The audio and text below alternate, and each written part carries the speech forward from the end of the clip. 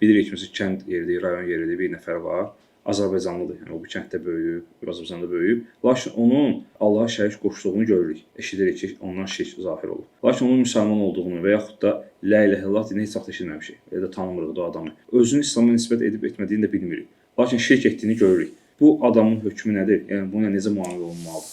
Şərt deyil ki, hamısından eşidəsən şəhadəti. O demək deyil, sənin yanından ki, keçməcək, əşhədu ən la ilahe illallah, əşhədu Muhammed Rasulullah deməli, sən müsəlmansan. Kimdir? Sən müsəlman deyilsən. Belə məsələlərə ümumən yanaşılır. Ümumən biz bilirik ki, Şeyxülislam da toxunur bu məsələyə. Necə təyin eləmək olur ki, adam müsəlmandır. Məsələn, yaşadığı yer də kifayət eləyir. Və ya məsələn, özü nəsə desə. Və ya məsələn, tutaq ki, insandır, ölüb.